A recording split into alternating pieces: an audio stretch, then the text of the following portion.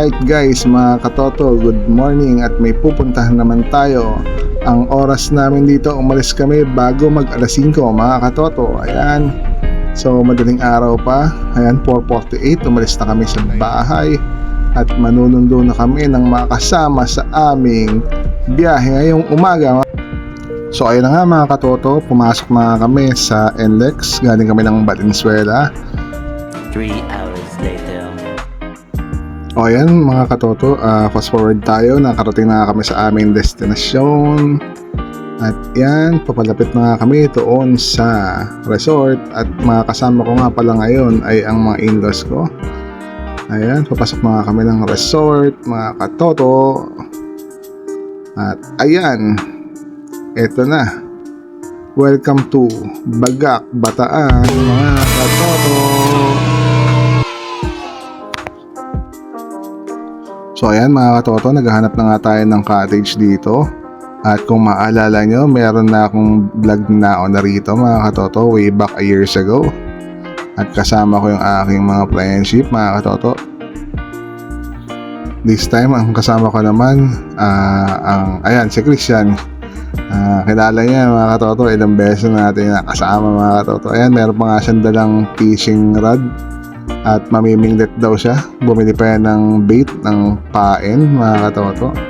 At ayan si Derek Shan, nagpipingpong pa sila. Ayun si Eddie at ang kanyang mga pinsan mga katoto. Ayun, pumalo si Jacob. Kakita raw sila ng cottage doon. May cottage doon, may cottage doon. Talaga? Tara, puntahan na natin. At ayun nga, nagmadali na nga kaming pumunta doon at fast forward natin para mabilis ang kilos namin. Baka unahan kami doon sa cottage na nakita. At ito na nga yung cottage mga katoto. Sobrang affordable nito at mabait kausap yung may-ari nung, ayan, naamoy na nung aso yung bait ata ni Christian dyan. At ayan, mabait yung may-ari nung cottage na to. At syempre ang hinanap namin yung may CR para komportable kami. At ito na yung seashore mga katoto. Ayan, so maganda at payapa pa din ang dagat dito. Kaya binabalik-balikan namin ang area na to mga katoto. So ayun, may mga times nandito na kapag summer maraming dikya, maraming jellyfish. So ayun, kagaya nung last na vlog ko nun, mga May ata yun nung ginawa ko yun. This time naman wala namang mga jellyfish na naglabasan. At ayan nga, nag-i-enjoy na ang lahat. Ayan, nagsa-sightseeing. Iba, nagpipictorial. At ayan, so tinitignan na nga namin ang view. At nagustuhan naman nila. Actually, sinuggest ko to na puntahan kasi nga maganda yung lugar. At ilang beses na nga rin ako nakapunta rito. No? Kasama ko dati yung unang punta ko dito, kasama ko yung Overdrive, yung ating grupo ng mga riders. Ayan. So, nagmo-montage pa at nagpi-picture pa sila at kanya-kanya pang posing at kanya-kanya pang mga style ng pagpi-picture mga katoto, pang Instagram, pang TikTok. At ayan, nag-enjoy na nga ang lahat. At ako, eto, hindi ako nagsasalita kasi ang gusto ko nga dyan is ganito lang, voice over lang. At nagpalit na nga ako ng camera kaya medyo lumabo. Ginamit ko na yung camera ko na pwedeng pantubig. Kaya lang medyo malabo na yung resolution natin dito mga katoto. Ayan, at nakita nyo medyo parang naglalag siya. Ganun talaga yun eh, kaya pinalitan ko na rin yung camera na yun. Ang ginagamit ko nga pala ng mga pang action cam is SJ cam.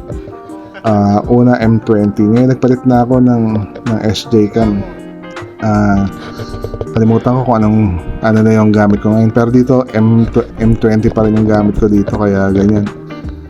Medyo malabo. Tapos syempre meron siyang protection glass, case pala, protection case, kaya nakakapagdagdag labo yun sa vision ng ating camera. At ayan, pinilit ko siyang kuhain sa magandang resolution, pero ang tendency niya is yan, naglalag nga siya. Pero okay na rin yan, at least nagamit natin mga katoto. Ayan, papalapit na nga tayo dun sa seashore at lululusong na tayo. Yan mga katoto.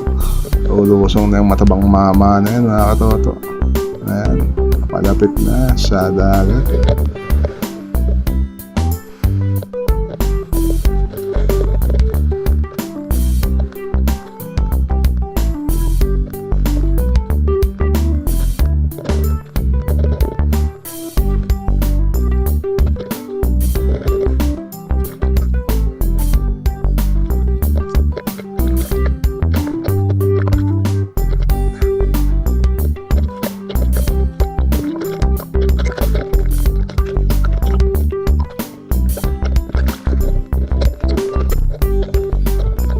So what's up guys mga katoto, hindi ko alam kung naririnig nyo ako pero subukan ko, baka naririnig nyo ako mga katoto.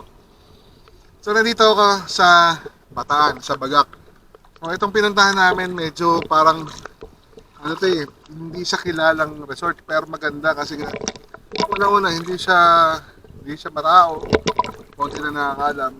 So eto, at saka basta pang apat na beses ko na ata pumunta rito. So binabalik-balikan talaga namin guys. So hindi ko alam kung narinig nyo ako pero ano, yun lang. So kasama kong family ko at saka yung family ng mga in-laws ko dito. So welcome sa Trip TV, Bataan Trip TV. Medyo relax lang ng konti. At syempre alam niyo naman may bago tayong pinagkakabalahan. Medyo kailangan natin talagang minsan mag-relax, magbakasyon mga katoto. Bukas labak ulit tayo sa tunay na buhay. So yan mga katoto. So sana lagi niyo kaming samahan sa aming mga adventures mga katoto. So hindi ko nga alam kung naririnig ako. Hindi ko alam kung naririnig nyo. Salita lang ako ng salita dito, pero guys, gusto ko lang magkwento. Na-miss ko mag-vlog. Sarap magtampisaw. Pang 4th time dito sa resort ito.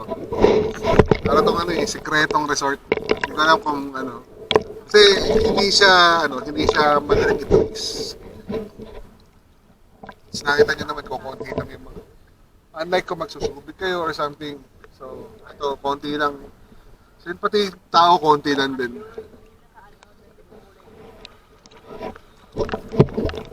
Saan may problem? Mambo. Silong na, mababasa tayo.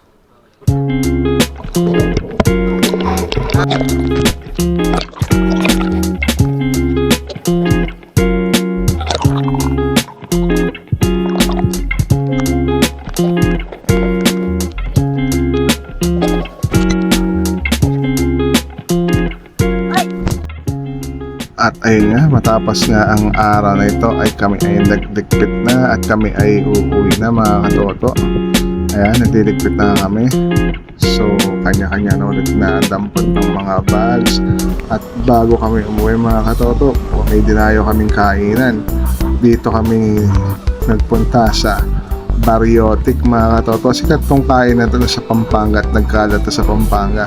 Ito ay eat all you can sa halagang 299 mga katoto. At papakita ko sa inyo kung ano ang mga menu dito mga katoto.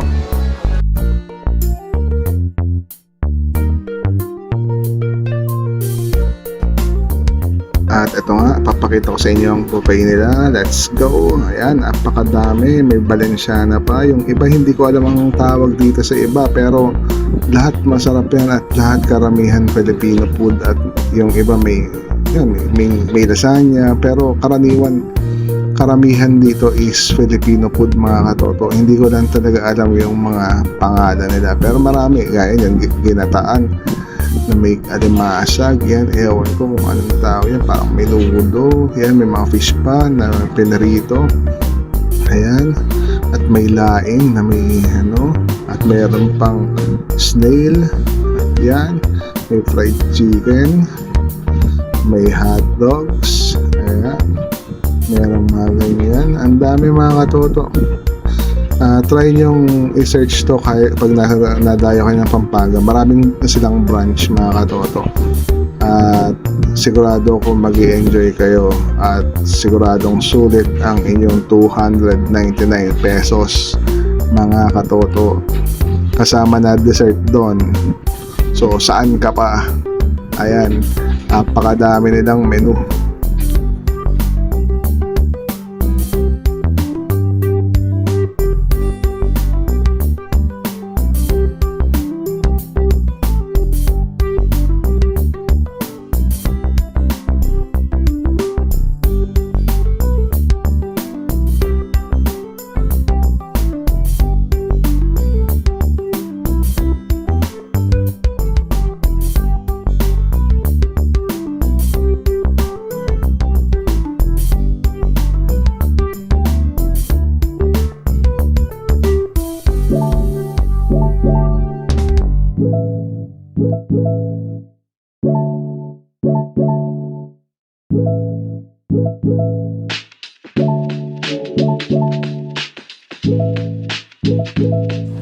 At ayun na nga guys, natapos na kaming kumain dito. Yung iba nagde-dessert na lang, yung iba ayun kumakain pa din. Pero ayan, taob ng pinggan ko mga katoto. Maraming salamat ulit sa pagsama sa aming adventures. At maraming salamat po sa muling pagtutok dito sa ating channel mga katoto. Please like, share, and subscribe sa ating channel. At please support Filipino vloggers mga katoto. So hanggang dito na lang muna ang ating vlog. At after naman nito ay umuwi na kami mga katoto. So dito ko na siguro tatapusin ang vlog natin ngayon. At ayan, tapos naman ako kumain dyan. At so ayun, hanggang sa susunod ulit nating vlog. So sige, babush.